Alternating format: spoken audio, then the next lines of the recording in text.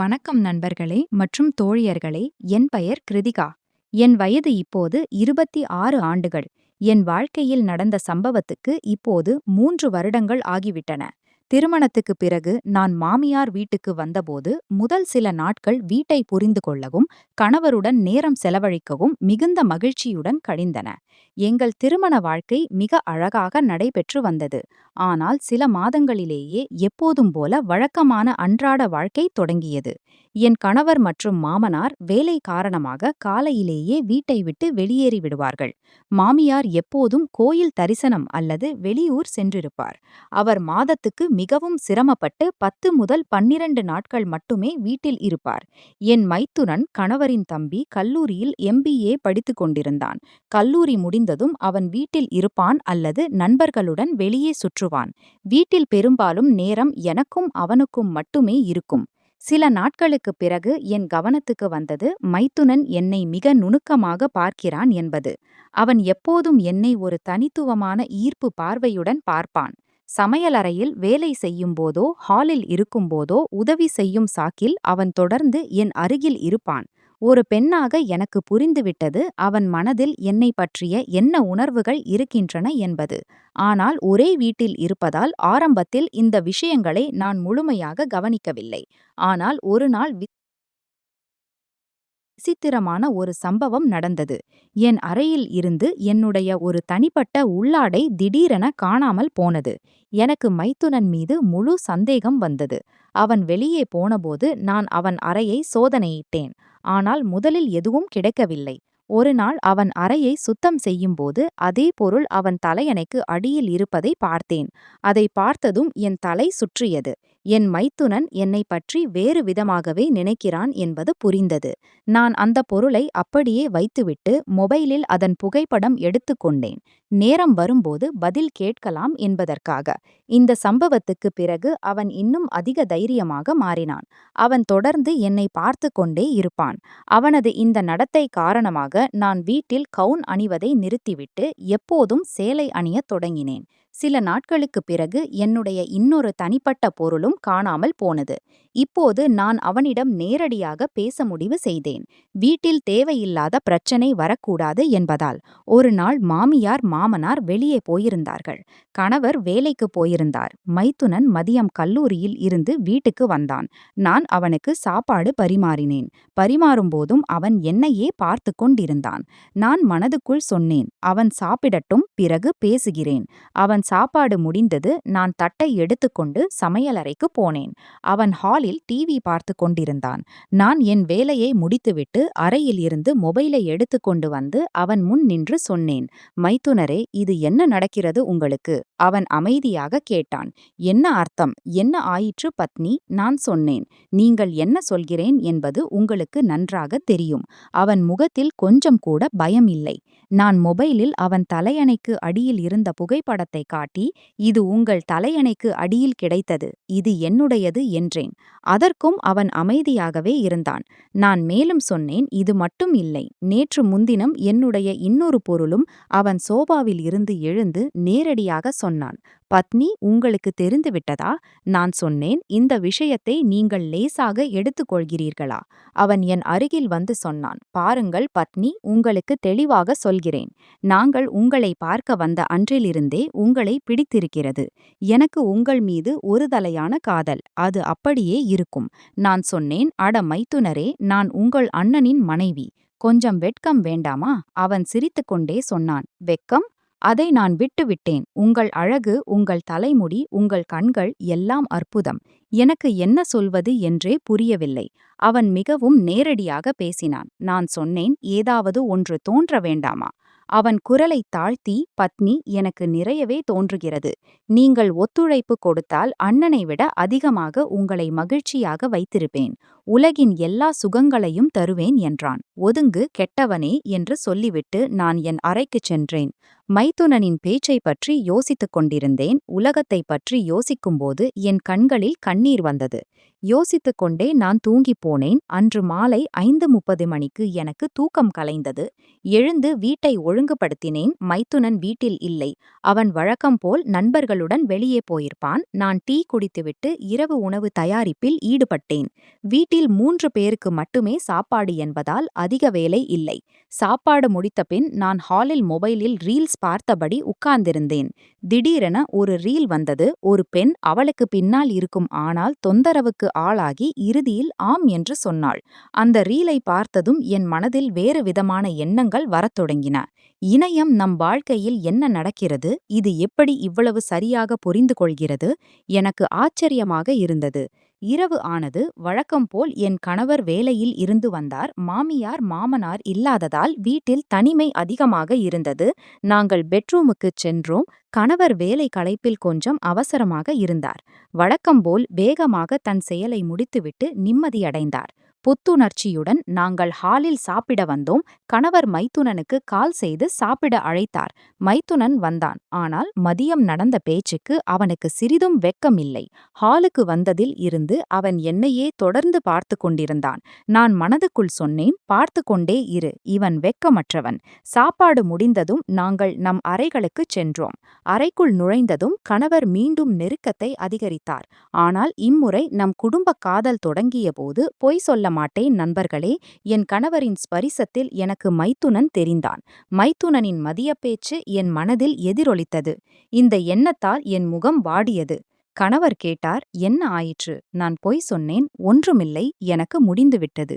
நான் களைப்பாக இருக்கிறேன். கணவரும் தன் செயலை முடித்துவிட்டு அமைதியாக தூங்கிப் போனார். ஆனால் நான் இரவு முழுவதும் யோசித்துக் கொண்டிருந்தேன்.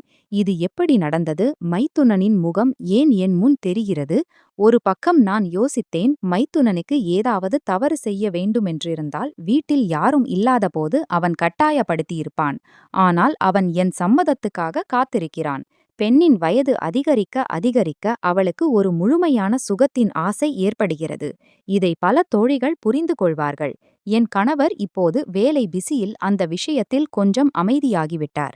இதற்கு இப்போது 7-8 மாதங்கள் ஆகிவிட்டன.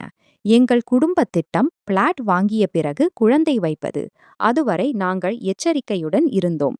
ஒரு நாள் அப்படியே மதியம் வீட்டில் யாரும் இல்லை. நான் மற்றும் மைத்துனன் மட்டுமே இருந்தோம். நான் வீட்டு வேலையை செய்து கொண்டிருந்தேன். அவன் ஹாலில் உட்கார்ந்து என்னையே பார்த்து கொண்டிருந்தான். மொழிபெயர்ப்பு முடிந்தது. கதை இங்கே நிறுத்தப்பட்டுள்ளது. எனக்கு முதலில் கோபம் வந்தது. ஆனால் திடீரென்று அந்த சோஷியல் மீடியா ரீல் நினைவுக்கு வந்தது. மனதில் ஒரு எண்ணம் உதித்தது. இந்த விஷயத்தில் என் கணவர் கொஞ்சம் அமைதியாகிவிட்டார். என் மைத்துனன் மிகவும் ஆவலுடன் இருந்தான். நானும் எங்கோ ஒரு இடத்தில் திருப்தியற்றவளாக இருந்தேன். என்ன செய்யலாம் என்று யோசித்தபடி படுக்கையறைக்குச் சென்று கூகுளில் கோரா என்ற தளத்தில் தேடினேன். அங்கு ஒரு பதில் கிடைத்தது. இருவரும் சம்மதித்தால் எந்த உறவிலும் சுகத்தை அனுபவிக்கலாம் என்று. என் தேவர் ஏற்கனவே தயாராக இருந்தான். எனக்கு மட்டுமே முடிவு எடுக்க வேண்டியிருந்தது. நான் தயக்கப்பட்டேன். கணவருக்கு மூட் இருந்தால் அவருடன், தேவருக்கு மூட் இருந்தால் அவருடன். இப்படி நானும் திருப்தியாக இருப்பேன் என்று தீர்மானித்தேன். முடிவெடுத்துவிட்டு ஹாலுக்கு வந்தேன். அவன் சோபாவில் அமர்ந்திருந்தான். என்னை பார்த்ததும் அவன் கண்களில் அதே ஆசை தெரிந்தது. நான் மனதில் இருந்த பயத்தை எல்லாம் ஒதுக்கிவிட்டு அவனுக்கு மிக அருகில் சென்றேன். என் சேலையின் பல்லாவை தோளில் இருந்து சற்று நழுவ விட்டேன். மிக மெதுவாகவும் மயக்கும் குரலிலும் கேட்டேன், தேவர்ஜி, நீண்ட நாட்களாக நீங்கள் என்னை இப்படி பார்த்து கொண்டிருக்கிறீர்கள். வெட்கமில்லையா? என் மாறிய உருவத்தை பார்த்து அவன் ஒரு வினாடி திகைத்தான். எப்போதும் திட்டும் பாபி இன்று இப்படி முன் நிற்பதை அவனால் நம்ப முடியவில்லை. ஆனால் அடுத்த கணமே அவன் தன்னை அடக்க முடியாமல் எழுந்தான். என் அருகில் வந்து மிகுந்த பாசத்துடனும் தீவிரத்துடனும் என் கையை பிடித்தான். அவன் கையின் வெப்பம் என் உடல் முழுவதும் ஒரு அலை எழுப்பியது. அவன் என் கழுத்தருகில் குனிந்து மெதுவாக கிசுகிசுத்தான். பாபி, முதல் நாளிலிருந்தே உங்களை இந்த உருவத்தில் பார்க்க ஆசைப்பட்டேன். இன்று நீங்கள் எனக்கு சரியான துணையாக இருந்தீர்கள். அவன் என் கழுத்திலும் கன்னத்திலும் முதல் முத்தத்தை பதித்தான். அவன் வேகமாக வீசும் மூச்சு என்னை மேலும் மயக்கியது. கணவரின் அமைதியான வாழ்க்கைக்குப் பிறகு தேவரின் இந்த ஆவல் எனக்கு பெரிய சுகத்தை தந்தது. தேவர்ஜி, இங்கு ஹாலில் வேண்டாம், படுக்கையறைக்கு வாருங்கள் என்று மெதுவாக சொன்னேன். அவன் எந்த அவசரமும் காட்டாமல் மிகுந்த மரியாதையுடன் என் கையை பிடித்து தன் படுக்கையறைக்கு அழைத்துச் சென்றான். கதவை சாத்தி தாழ்பாள் போட்டான். அறைக்குள் நுழைந்ததும் ஒரு தனி மயக்கம் பரவியது. நாங்கள் இருவரும் படுக்கையில் அமர்ந்தோம். தேவர் மிகவும் உணர்ச்சி வசப்பட்டு ஆவலுடன் இருந்தான். தன் உடைகளை களைந்துவிட்டு எனக்கு மிக அருகில் வந்தான். என் சேலையின் கட்டுகளை தளர்த்தி என்னை படுக்கையில் படுக்க வைத்தான். அவன் என்னை தன் கைகளில் எடுத்தபோது ஆணின் உண்மையான தொடுதல் மற்றும் வலிமையை உணர்ந்தேன். அவன் என் உதடுகளில் தன் உதடுகளை வைத்து தீவிரமாக முத்தமிட்டான். நாங்கள் இருவரும் ஒருவருக்கொருவர் முழுமையாக மூழ்கிப் போனோம். அவன் என் முகத்திலும் தலைமுடியிலும் கை வைத்தபடி என்னை இறுதி சுகத்தின் பக்கம் அழைத்துச் சென்றான். அலமாரியில் இருந்து பாதுகாப்பு ஏற்பாடுகளை எடுத்துக்கொண்டு எங்கள் முதல் இணைப்பை தொடங்கினோம். அந்த தொடுதல் மிகவும் ஈரமாகவும் தீவிரமாகவும் இருந்தது.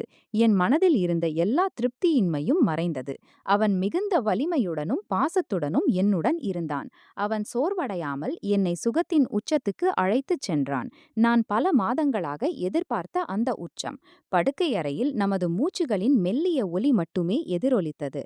இறுதியில் நாங்கள் இருவரும் முழுமையாக திருப்தியடைந்தபோது ஒருவரை ஒருவர் இறுக்கமாக கட்டிப்பிடித்தபடி படுக்கையில் அமைதியாக படுத்திருந்தோம். சிறிது நேரம் அப்படியே அமைதியாக இருந்தோம். எனக்கு மனதளவில் மிகவும் லேசாகவும் திருப்தியாகவும் இருந்தது. நான் எழுந்து உடைகளை சரிசெய்து பாத்ரூமுக்குச் சென்று புது செய்துவிட்டு மீண்டும் சேலை கட்டி வெளியே வந்தேன். தேவரும் உடை அணிந்து சிரித்தபடி சமையலறைக்கு வந்தான். பாபி, இன்று டீ நான் போடுகிறேன் என்றான் மகிழ்ச்சியுடன். நாங்கள் இருவரும் சேர்ந்து டீ குடித்தோம். இப்போது எங்கள் இடையே எந்த பயமும் இல்லை. மாறாக நமக்கு மட்டும் தெரிந்த ஒரு இரகசிய உறவு உருவானது. அந்த முதல் நாளுக்குப் பிறகு எங்களுக்கு ஒரு புதிய ரொட்டீன் தொடங்கியது. என் கணவர் காலையில் வேலைக்கு போவார். தேவர் கல்லூரி முடித்து மதியத்தில் சீக்கிரம் வீட்டுக்கு வருவான். வீட்டில் மற்றவர்கள் இல்லாத நேரத்தை பயன்படுத்தி நாங்கள் மதிய நேரத்தை ஒன்றாக கழிக்கத் தொடங்கினோம். தேவர் இப்போது முன்பை விட அதிக தைரியத்துடன் நடந்து கொள்ளத் தொடங்கினான். வெளியில் இருந்து வரும்போது எனக்கு பிடித்த பொருள் அல்லது மலர் கொண்டு வருவான். வீட்டில் யாரும் இல்லாதபோது நாங்கள் மணிக்கணக்கில் படுக்கையறையில் பேசிக் கொண்டிருப்போம். கணவர் வேலை பளுவால் என்னிடம் அதிக கவனம் செலுத்த முடியாத நிலையில் தேவர் என் எல்லா சிறு விஷயங்களிலும் உடன் இருந்தான். இதனால் என் மனதில் இருந்த திருப்தியின்மையும் தனிமையும் முழுமையாக போயின. நாங்கள் ஒரு விதியை உறுதியாக வைத்திருந்தோம். வீட்டில் கணவர் அல்லது மாமியார் மாமனார் இருக்கும்போது ஒருவரை ஒருவர் சாதாரணமாக கூட பார்க்க மாட்டோம். ஆனால் அவர்கள் வெளியே போனதும் எங்கள் இரகசிய ரோமான்ஸ் மீண்டும் தொடங்கும். இப்படியாக சில மாதங்கள் மகிழ்ச்சியாகவும் சுகமாகவும் கழிந்தன. எங்கள் இரகசிய உறவு உலகத்துக்கு முழுமையாக மறைந்திருந்தது.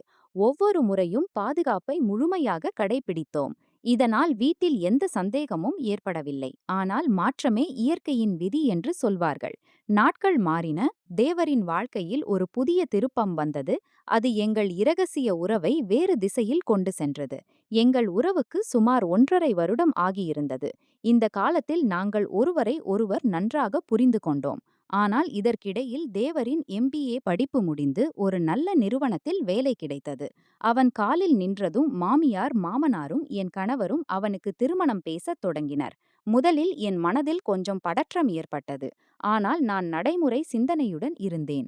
தேவர் வீட்டின் இளைய மகன், அவனுக்கு திருமணம் ஆகி தன் சொந்த வாழ்க்கை தொடங்க வேண்டும். தேவரும் என்னிடம் திறந்த மனதுடன் சொன்னான், பாபி, யாருடன் திருமணம் ஆனாலும் உங்கள் மீதான என் மரியாதையும் ஆசையும் ஒருபோதும் குறையாது. சில மாதங்களில் தேவருக்கு நல்ல பெண்ணுடன் திருமணம் நடைபெற்றது. அவன் மனைவி வீட்டுக்கு வந்ததும் நாங்கள் ஒருவருக்கொருவர் தனிமையில் சந்திக்கும் நேரம் குறைந்தது. அதே சமயம் எங்கள் குடும்ப திட்டம், சொந்த பிளாட் வாங்கி பிள்ளை பெறும் கனவு நிறைவேறியது. புதிய பிளாட் வாங்கினோம். நான் கணவருக்கு கர்ப்பவதியானேன். கர்ப்பகாலத்திலும் குழந்தை பிறந்த பிறகும் என் கவனம் முழுவதும் குழந்தை மற்றும் என் உடல் நலத்தின் பக்கம் சென்றது. இதனால் தேவருடனான என் இரகசிய உறவு சிறிது காலத்துக்கு நின்று போனது. ஆனால் மனதில் வலுவான உறவின் கயிறு ஒருபோதும் அறுந்துவிடாது என்பார்கள். இன்று இந்த விஷயத்துக்கு 3 வருடங்கள் ஆகிவிட்டன. எங்கள் வாழ்க்கை மீண்டும் புதிய ரொட்டீனுக்கு வந்துவிட்டது. தேவரின் வாழ்க்கை நன்றாக நடக்கிறது. என் வாழ்க்கையும் கணவருடன் மகிழ்ச்சியாக இருக்கிறது. கணவர் இன்னும் வேலை பளுவால் சில சமயம் அமைதியாக இருக்கிறார். ஆனால் இப்போது எங்களிடையே ஒரு புரிதல் வந்துவிட்டது. தேவரும் இன்றும் வீட்டில் யாரும் இல்லாத நேரம் அல்லது நேரம் கிடைக்கும்போது மிகுந்த பாதுகாப்புடனும் யாருக்கும் சந்தேகம் வராத வகையில் என் அருகில் வருகிறான். இன்றும் அவன் எனக்கு அதே தீவிரத்துடனும் உரிமையுடனும் சுகம் தருகிறான். நாங்கள் இருவரும் நமது உலகங்களை சிறப்பாக கவனித்துக் கொள்கிறோம். வீட்டில் யாருக்கும் எங்கள் இரகசிய உறவு பற்றி தெரியவில்லை. எதிர்காலத்திலும் தெரியாமல் இருக்கும். முழு கதையும் தமிழில் மொழிபெயர்க்கப்பட்டுள்ளது. தேவைப்பட்டால் ஏதேனும் திருத்தம் அல்லது மாற்றம்